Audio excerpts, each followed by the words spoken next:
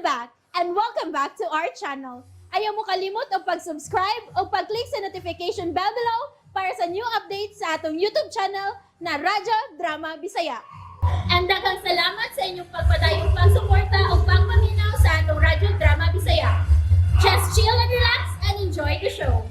Ngano, ikaw pa. Oo. Tingalig, mag-away na hinon mo ron, ha? Jarita na. Nako lang masakay si Jared Roy. Pwede ra?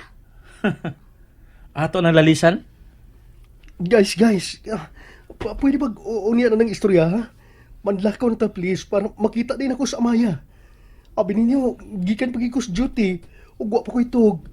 Tanang mo, please. Okay. Sige, Aisa, anak mo sakay ni mo. Migo? Why problema? Bisag asa ka mo sakay. Kay ang mas importante ro mga panahon na nga makita ginato siya Maya aron mahilo na nato iyang inahan.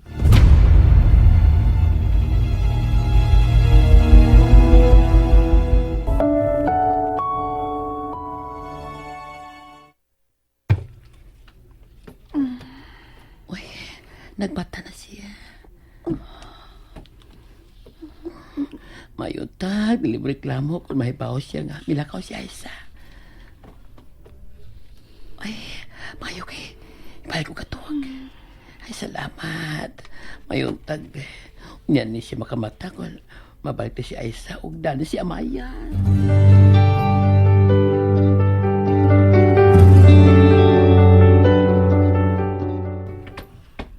Wa pa man siya. Na. Hala, nakakita na siya nato. Kalmahara. Abi na ko mudagan. May padayon mas pagduol. Oh, kung bidagan pa sad, ako singkok nun. Good pa pala ninyo ang morning, guys. Diligid, Amaya. Kay puno ang akong dughan sa kakulba. Nga naguna-una, kung naunsa na ron ang atong inahan. Mag-istorya ta, kuya. Kita ra. Nice snack bar sa atbang o. Adto mo dito pag-istorya, Jared. Kami din hirami. Unsa man imong gibuhat, day? Abi nimo. Nagduog-duog na hinaunig akong kay gisugat kog hilak ni mama nga nagbalita sa imong pagkawa. Kuya, tingalig makaingon ka nga ang ipakita na kong kausaban, pakitang tao ra. Tungod kay at the end, ingon man hinuon ni ini ang ako gibuhat. Misibat naman hinuon ko. Pero kuya, mangutan ako. Kinahanglan ba yun nga sa tanang higayon? Magsunod-sunod na lang yun ta kung unsay gusto ni mama? Wala ba kita katungod nga musunod kung unsa may atong gusto? Ka-unfair ba sige pailawom, uy? Nga sige nalagsakay sa murindas atong kinabuhi. Okay pa kayo na ha kung wapatay buot, kay gagmay pa. Pero mga dagko na maguta kuya. Ug may kaugalingon tang mga interest. Ngano kinahanglan mangyud nga siya ang mo decide para nato nga naibaw man sa tag-unsay maayo ug unsay dili, di ba? Parent knows best, Amaya. Kuya, di ganoon ko mo dawat ana. Kaya nga naman, dili sila mahimo masayo. Day, Sorry kuya. Pero igo lang yun akong gibarugan ang akong gisaad sa akong kugalingon nga kung balibara ni mama ang nindot ka offer ni Jeff, mulayas di ko. Kaya gusto na kong badbaron ang gapos nga nagbugkos na mo ni mama kuya.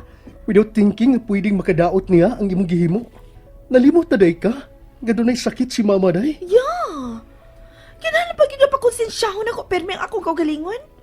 Kinahanglan ba yun nga tunlo na ako sa tanang higayon ang akong garbo tungod lang kay dunay sakit si mama? Kinahanglan ba yun nga ang iyang desisyon ang akong palabihon bisag makaguba na sad sa akong pagbati? Hain naman ang kaangayan, anak kuya. Kamao mo ko mo patuo ba? But not to the extent ha, nga isakripisyo na lang yun ako ang akong kalipay. Tuhel, anang balaod nga kinahanglan yun nga ang pagbuot sa ginikanan ang matuman. Ayaw dyan ko yung applyi, anak oy. Kay dili yun na ako matun. Natingali nakita si mama. Nga nakahatag niya kahadlok, day. Ay, dauroy. Pulos na lang batik para niya ang ubang mga tao. Siya na lang yun ang perpekto. Dili ba ya? Kuya, pugos na ang akong hukom. magpuyo kog ako.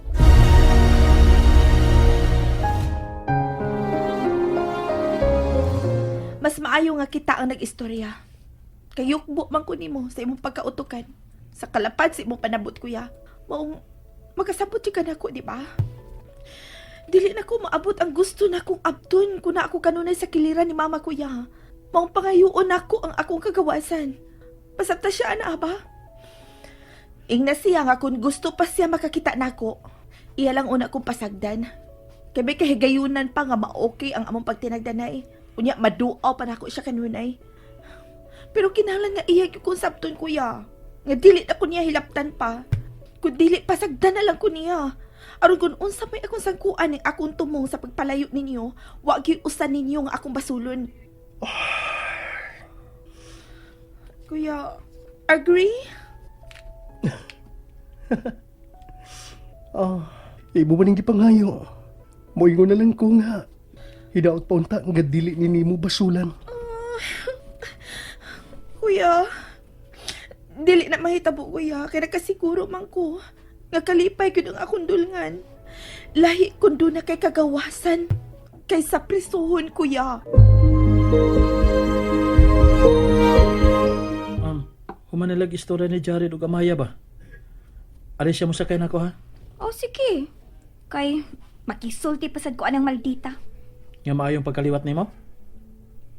Iya na, inborn na niya nga kinaiya maong ay kong ingna nga natakda na nako. Born. Oh, yan na paingon din si Jared.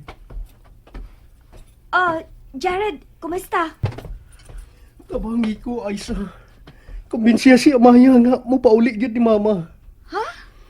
Gusto na niya magkinaugilingon. Iya kong gihangyo nga mauki si mama ini. Miyanda na sa iyang kabuang? Relax ha, Jared. Akong paninguhaon nga kaam-aman si Amaya. Usbay nakaingon nga mitubo man na iyang sungay. Wa siya malipay sa giingon ni mama. Nga iyang balibaran si Jeff. Pagkagahig iguuay ni niya. Maunan lang ko ninyo. Magkuyog ta, Jared. Maayo pa, Roy. Lahos unya mo sa ospital. Hospital? O sa ospital. Ano? Ano sa ospital man? O, diin mang ospital ah. Kisa may ospital. Si Mami Dalia. Ako lang gisiguro sa pagdadit to kay nahadlo ka kung nagtanaw sa iyang kondisyon kaniha. Aisa. Ay, darling, relax. Kay okay na si mama nimo. Ako magidayon siyang gipatiman sa kailan akong doktor. Relax lang. Roy, Tana, aro mahilo na ka. Asa may ospital mo laos, Aisa?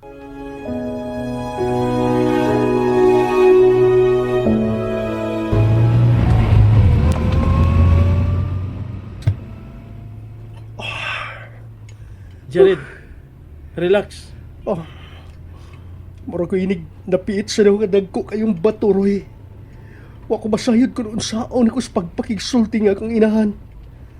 Nahadlok kong naguna-una kung unsaon niya sa pagdawat ang kamatuuran nga akong iyagyag sa iyang atubangan. And that's it, everyone. Stay tuned for the next episodes. Bye!